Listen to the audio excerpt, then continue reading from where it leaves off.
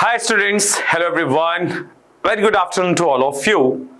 So today what we are going to understand here, today we are going to solve some practice questions here of the topic electricity. So we are going to start it very soon, but few things I want to tell you about the CYOT feature, which is definitely very important for all of you. So talking about this CYOT feature, my dear students, this is create your own test. देखो बच्चों, आज तो हम questions की practice यहाँ पे कर रहे हैं, मैं आपको करा रहा हूँ, बट इसके बाद क्या, अगर आपको और क्वेश्चंस की प्रैक्टिस करनी है, कुछ और क्वेश्चन सॉल्व करने हैं, तो इसके बाद आप कैसे कर सकते हैं, कहां पे आप टाइम अपना इन्वेस्ट कर सकते हैं। तो आपको CYOT फीचर, जिसको कहते हैं हम क्रिएट योर ओन टेस्ट, इसको अगर आपको यूज करना है, इसके लिए आपको इन्फिनिटी लर्न ऐप डाउनलोड करना होगा। You need to go there, select that feature of CYOT, और वहां पे इसके बाद जाके आपको आपका सब्जेक्ट सिलेक्ट करना है, अपना टॉपिक सिलेक्ट करना है। You need to select the type of question which you want to practice as well as their level and the time, and you can practice that questions. अब इससे benefit क्या होगा, आपके पास इनफ नंबर ऑफ क्वेश्चंस होंगे practice करने के लिए। आपके पास एक और यहां से बेनिफिट मिलेगा कि आपको यह पता चलेगा कि आपकी प्रिपरेशन के अकॉर्डिंग आप अभी कहां स्टैंड कर रहे हैं और कहां पे थोड़ा सा और हार्डवर्क की रिक्वायरमेंट है। ठीक है, तो इस फीचर को डेफिनेटली यूज करिए, बहुत ज्यादा हेल्पफुल रहेगा आपके लिए। चलिए क्वेश्चन सॉल्व करते हैं। If a negatively charge body attracts another body, the other body, option A must be negatively charged, must be positively charge, must be neutral, or maybe positively charged or neutral. This is option A, this is option B, this is option C, and this is option D. You are having 1 minute to think about this question, then we will discuss which one is the right answer and why.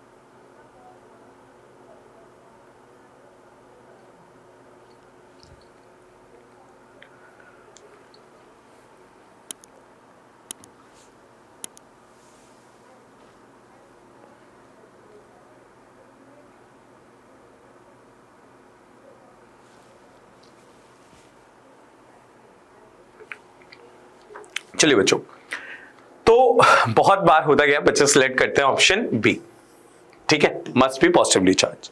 तो मैंने हमेशा इस question को एक example दिया है आपको, और आपको याद भी होगा जब हम लोगों ने इलेक्ट्रिसिटी टॉपिक स्टार्ट किया था तब भी इस एक तरीके का सिमिलर क्वेश्चन को वहां पे डिस्कस किया था। तो बच्चों देखिए, एक सिंपल अगर मैं एक्सपेरिमेंट की बात करूं, जब हम रूलर से, या आप कह लो कि जब आप कॉम को अपने ड्राई हेयर में रब करते हो तो वो चार्ज हो जाता है, and then this will attract the small pieces of paper, correct. क्या वो जो स्मॉल पीसेस ऑफ पेपर थे वो चार्ज ऑब्जेक्ट थे? नहीं। तो एक चार्ज ऑब्जेक्ट एक न्यूट्रल ऑब्जेक्ट को, या फिर हम कह सकते हैं अनचार्ज ऑब्जेक्ट को भी अट्रैक्ट कर सकता है। तो अब यहां पे देखिए, ये एक निगेटिवली चार्ज बॉडी है, तो ये पॉजिटिव चार्ज को तो करेगी for sure, but it can also attract the neutral object. So right answer, most appropriate correct answer यहां पे होगा बच्चों डी पार्ट, ना कि आपका बी पार्ट। राइट आंसर होगा D part, may be positively charge और न्यूट्रल।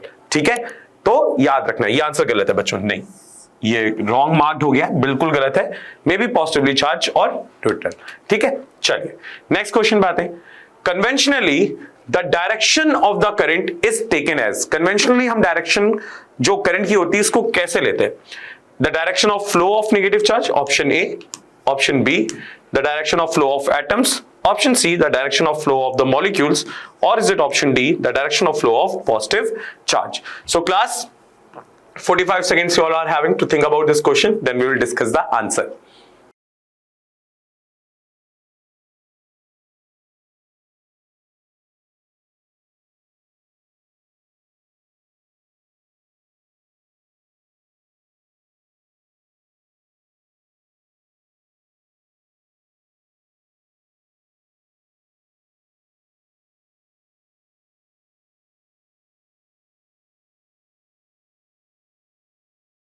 चलिए, तो बच्चों यहां पे देखो, हम सबको पता है करंट की डायरेक्शन हम हमेशा अपोजिट लेते हैं to the direction of flow of electron. तो यहां पे अपोजिट वर्ड कहीं भी मेंशन नहीं था, तो जिन बच्चों ने ए ऑप्शन सेलेक्ट किया है वो गलत है। Option be the direction of flow of atoms, नहीं, फ्लो ऑफ एटम्स की तो बात ही भी नहीं कर रहे हैं, मॉलिक्यूल्स की भी बात नहीं कर रहे हैं। सो अगर हम करंट की डायरेक्शन को अपोजिट ले रहे हैं इलेक्ट्रॉन की डायरेक्शन से या नेगेटिवली चार्ज पार्टिकल की डायरेक्शन से, तो the direction of flow of positive charge same होगा, राइट? क्या लिखा है स्टेटमेंट, ध्यान से पढ़ना। The direction of the current is taken as the direction of the flow of positive charge, correct? So दोनों की डायरेक्शन सेम होती है, इस वजह से यहाँ पे डी ऑप्शन बिल्कुल ही करेक्ट होगा। चलिए नेक्स्ट क्वेश्चन पे आएंगे, जल्दी जल्दी क्वेश्चन सॉल्व करने, जितने ज्यादा क्वेश्चन कर सकते हैं। How many electrons constitute a current of 1 micro ampere in 1 second? ठीक है, ये चीज यहाँ पे थोड़ा सा इनकम्प्लीट है। चलिए जल्दी से सॉल्व करिए, 1 मिनट का टाइम दे रहा हूं मैं आपको सॉल्व करने के लिए, जल्दी से सॉल्व करके आंसर बताइए।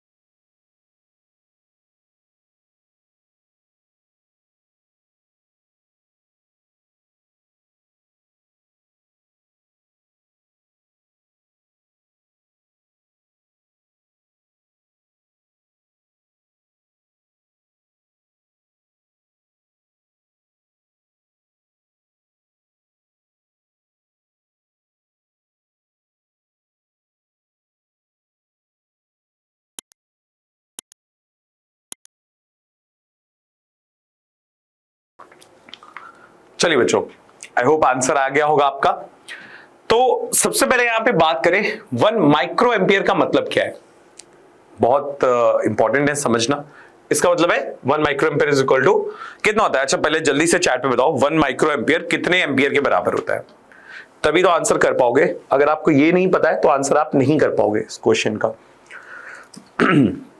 1 माइक्रो एम्पियर होता है बच्चों 10 to the power -6 ampere. Micro छोटी यूनिट्स होती है, मीनिंग माइक्रो, ठीक है? तो Q is equal to I T हम सबको पता है, ठीक है? सो करंट हमें पता नहीं, नंबर ऑफ इलेक्ट्रॉन्स बताने, ठीक है, sorry, I is equal to Q by T. Q की जगह Ni का यूज कर सकते हैं, तो I की वैल्यू यहाँ पे कितनी गिवन थी? 10 to the power -6 ampere. Convert करने के बाद N हमें कैलकुलेट करना है, E is 1.6 into 10 to the power -19 divided by 1।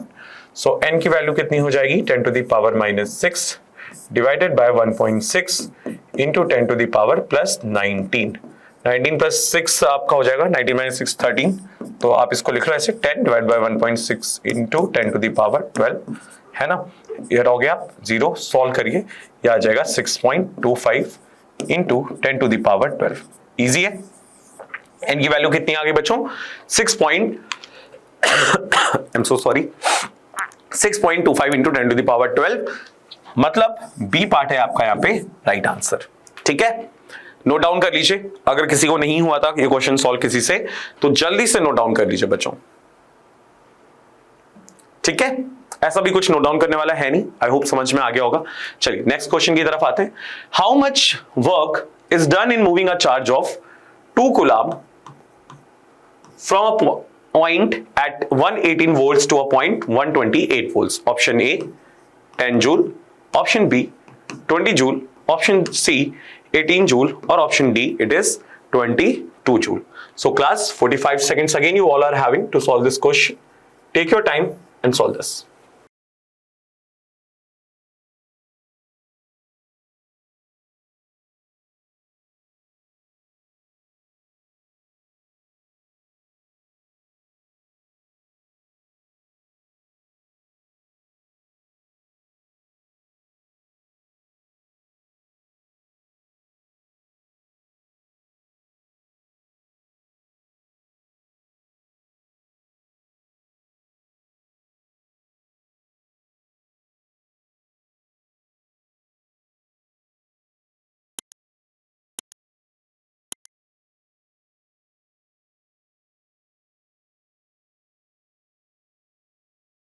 Time up हो गया बच्चों।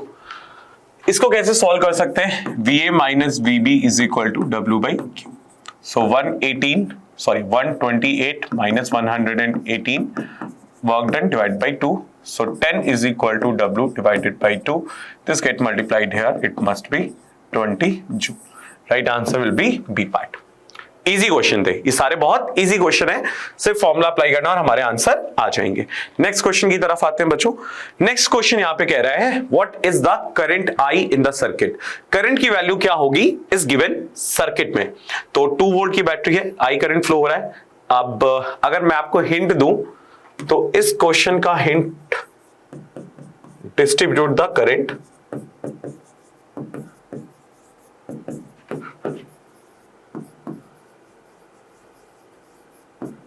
find R effective total resistance or apply the Ohm's law. 1 minute you all are having now to solve this. Your time starts now.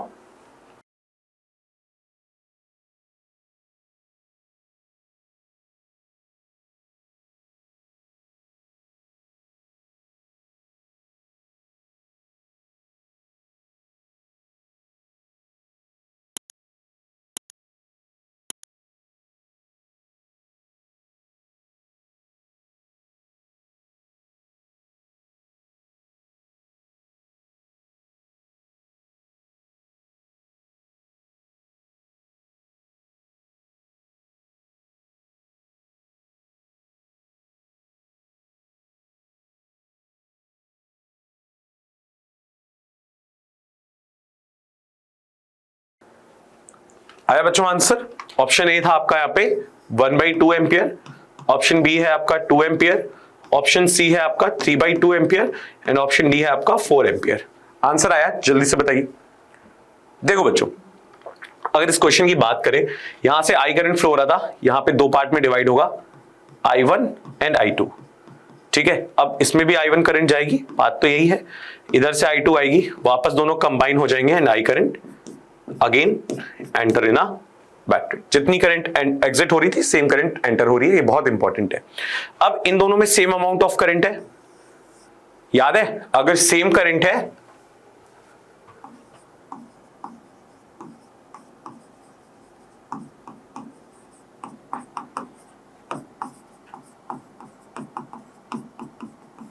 that means they are connected in a series. अगर different current होती that means they will be in parallel. अब ये दोनों अगर series में तो 1 + 1 2 ओम और ये 2 ओम और ये वाला जो 2 ओम है जिसमें अलग करंट है ये आपस में पैरेलल में होंगे। तो मैं लिख सकता हूं 1/R must be equal to 1/2 plus 1/2। इसको सॉल्व करेंगे तो 1/R की वैल्यू आ जाएगी 1, तो R की वैल्यू आ जाएगी आपकी 1 ओम, है ना? अब R की वैल्यू 1 ओम आ गई, V आपका गिवन है, तो क्या आप I फाइंड आउट नहीं कर सकते? Definitely by applying the Ohm's law V is equal to IR। V की वैल्यू 2 है, I की वैल्यू पता करनी है, रेजिस्टेंस 1 है, तो I की वैल्यू कितनी हो जाएगी बच्चों? 2 एम्पियर। ठीक है, इजी सा क्वेश्चन था, है ना? आंसर हो गया आपका बच्चों यहाँ पे 2 एम्पियर। चलिए नेक्स्ट क्वेश्चन की तरफ आते हैं। If the resistance of a magnetic of 1 mm square cross sectional area is 15 ohm, the resistance of the magnetic of the same length but of a cross sectional area 3 mm square is option A 10 ohm, option B 15 ohm, option C 5 ohm और option D it is 12 ohm। यहाँ पे भी 1.5 minute का time दे रहा हूं मैं आपको, जल्दी से सॉल्व करिए और आंसर बताइए।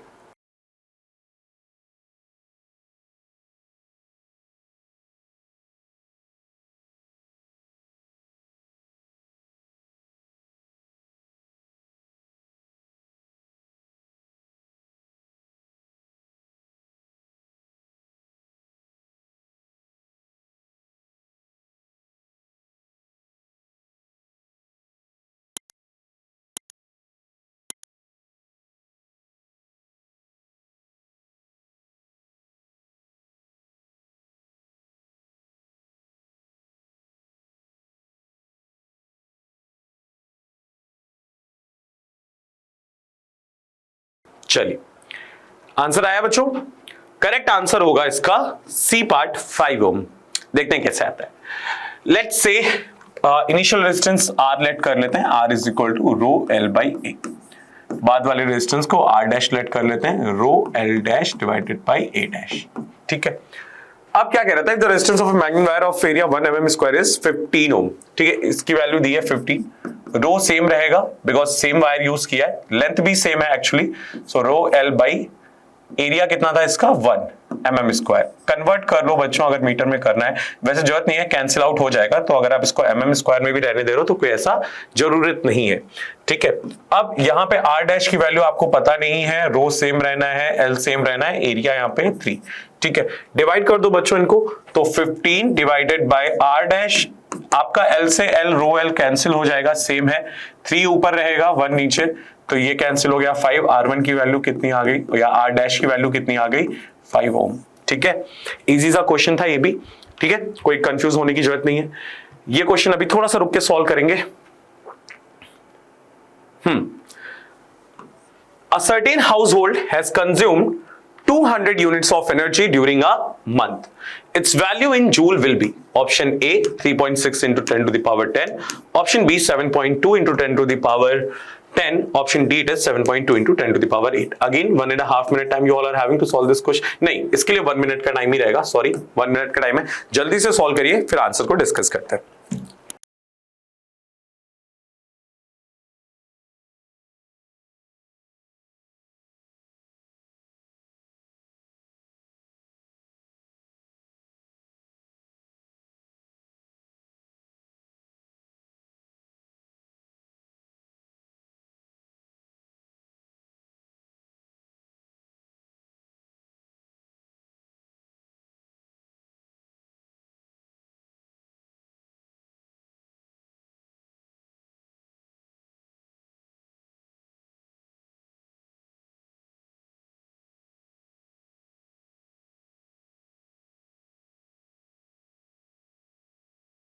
ठीक है, तो बच्चों यहाँ पे राइट आंसर देखते हैं क्या होना चाहिए। राइट आंसर होगा आपका D part 7.2 into 10 to the power 8। अब ये डी पार्ट कैसे होगा राइट आंसर बच्चों यहाँ पे? देखिए यहाँ पे 200 यूनिट्स दिया था, यूनिट्स का मतलब होता है kWh। अब हमें पता है 1 किलोवाट आवर इक्वल होता है 3.6 into 10 to the power 6 joule के, तो 200 किलोवाट आवर इक्वल होगा 3.6 में 200 का आप मल्टीप्लाई करा दो बच्चों, 10 टू दी पावर 6, 200 ये दो पावर रेज हो गई 10 टू दी पावर 8 और ये हो गया 7.2। ठीक है, इजी कैलकुलेशन थी, and joule. So 7.2 into 10 to the power 8 joule it is. Okay, so I hope ये सारी चीजें क्लियर होंगी। कुछ क्वेश्चंस रह गए जिनको हम आने वाली कुछ क्लासेस में सॉल्व करेंगे। आज के लिए बच्चों इतना ही था। आई होप आप सबने एंजॉय किया होगा। प्रैक्टिस करनी है क्वेश्चंस की, जितनी ज्यादा क्वेश्चंस की आप प्रैक्टिस कर सकते हैं। And again we are going to meet in the next class. You can ask your doubts, you can ask your query, but please do practice the question. So thank you everyone for joining. I hope you all enjoyed the class. We are going to meet soon for the next class. Till then, take care of yourself. Bye bye.